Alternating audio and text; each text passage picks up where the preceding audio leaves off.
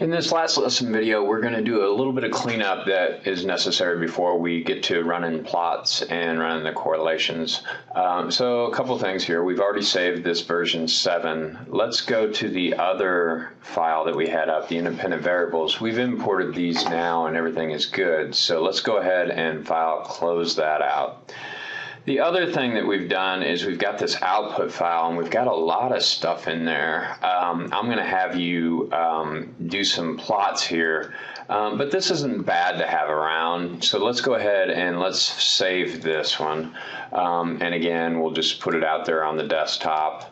And I'll call this pols3320p3 output. And that'll output version 001. That'll work there.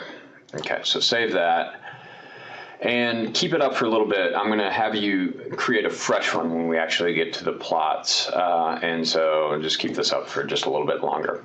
The last thing that we need to do is we need to recode this party ID into a more clean dichotomous variable. And so as you go through and you look across here, you'll see that the party code 200 is a Republican, 100 is a Democrat. And so you'll go through, but as you page through, you'll find probably a couple of these that will be, they'll be of a different independent party or something along those lines. So the first thing to do is let's take a look at the frequencies. So analyze descriptive statistics, frequencies. I'm going to go in here and get rid of all these variables that I had before when we did that one cross-check. I'm going to go down here and I'm just going to look at the party code. And the party code is going to have 100, 200, and then I've got two 328s. And 328 just means they're independent parties. So I've got two independents that I'm going to have to figure out. And the 100s are going to be Democrats, the 200s are going to be Republicans. Okay. So first thing here is let's start and let's create a new variable. So I'm going to say compute variable, and I'm going to call this party ID.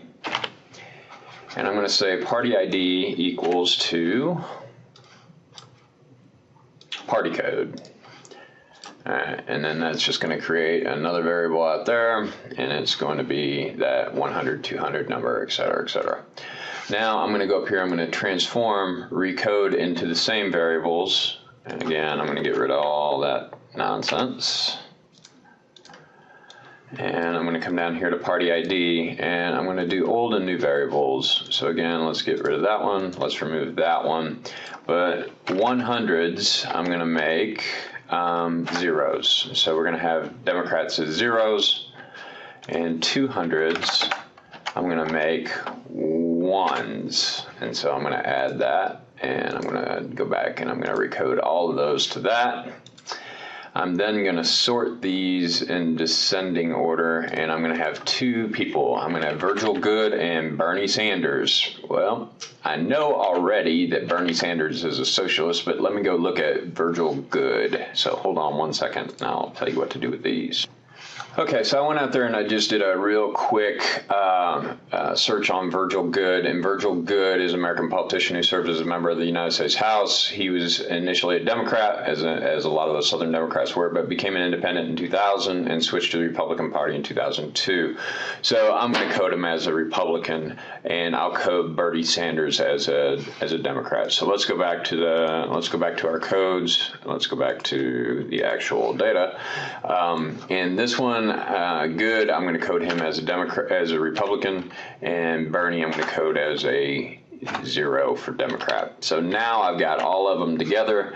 I'm going to go back to here, and let's just sort that by ICPSR, and let's save this, and we are now done and over with the data manipulation. Now we just need to run plots and correlations.